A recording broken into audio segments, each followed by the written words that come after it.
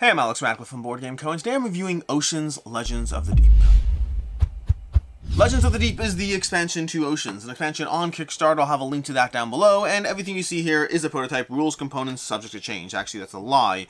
Most of what you see here is not a prototype. Most of what you see here is the original base game. We have a few prototype components for the expansion mixed in, but this is Oceans. Oceans, which I have not actually reviewed, but Oceans is a game that, from North Star Games, it's a game that kind of took off from Evolution. North Star Games had Evolution, then they had Evolution Climate, then they had Oceans, continuing to iterate upon the general idea, and this is a high-level overview of the game, continuing to iterate upon the general idea of building up a species, assigning traits to that species, and then trying to live together in this world in which you either cooperate to a degree or just kill each other. Killing each other is the thing. Because you're either trying to gather various fish from the ocean. Again, this is Oceans. Evolution is a bit different. But in Oceans, you're trying to gather fish from the oceans to build up your traits, to slowly add and feed your species. And then every round, you'll be adding these to your own little fish bag, where you can go and start collecting your points in your fish bag. So you're trying to eat fish from the ocean. Alternatively, if you're carnivorous enough, then you are just eating the other species around the board.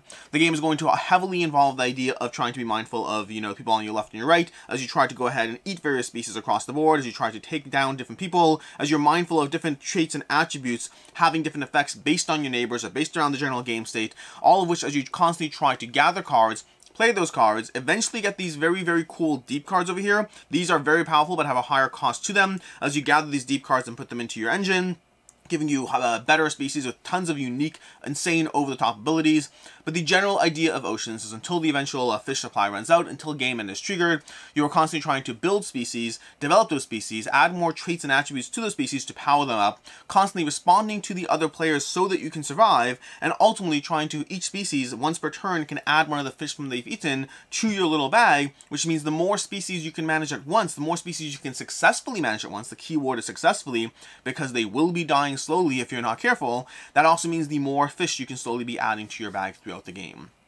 That is basically what is happening in Oceans.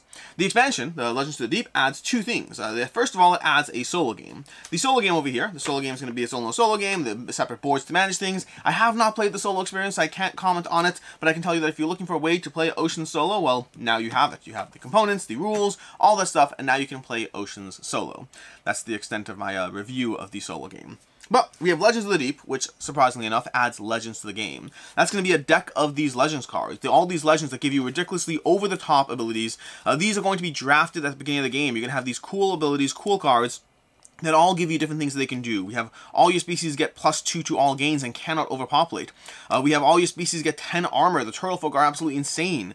Tiamat, you may play an additional card after you play a deep card. These all give you over-the-top abilities that you can have that are added to your game state, but you'll be drafting 4 of these at the beginning of the game, and you can only have 1 in play at any given time, which also leads to an interesting balance, because one of the things the game does is the cost to these cards, the cost that you're going to pay over there, whenever you improve a legend. If I go from a Tiamat to turtle folk, I only play the difference in those two, and so you're constantly trying to be mindful as you get these legends of drafting not just things that will work towards a combined cohesive strategy you can develop, but also cards that have a degree of escalation in cost, so you can play them early and then slowly level them up, playing the distance, mixing it up on your opponent, evolving effectively as the game goes, but evolving with your legends and not just with your cards. This continues the general flow of Oceans is a flow of evolution. It's a flow of changing what you're doing and how you're playing to react to the game state around you. That's what Oceans does. That's what makes the whole series, and Oceans in particular, so compelling. It's that idea of adjusting to a constantly changing game state,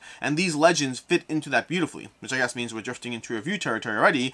This review is of these legends. These legends fit into that game state beautifully. These legends give you additional things to do and to react. As you draft through the cards, as you think through how you're going to be playing and what sequence you're going to be playing your legends in order to mix it up on your opponents, in order to adjust to the way that they spend a few turns reacting to your legend, which you're paying for these the same way you pay for the deep cards, but reacting to the legends that are played and then having them mixed up on you. The combination of just incredibly powerful effects, game-changing abilities, overarching just things to your entire ecosystem These Legends are a very solid addition to Oceans.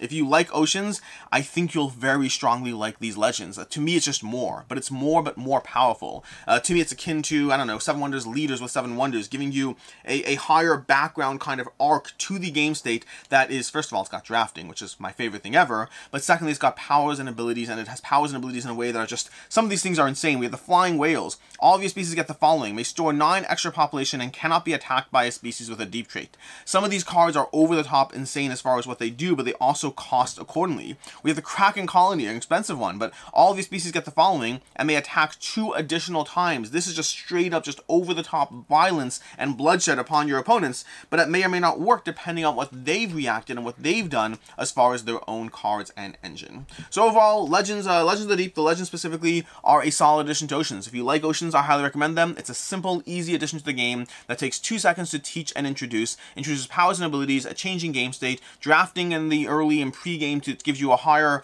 arc towards what you're trying to do as you go up and build your species, and just overall, just a good expansion. Really just a good expansion.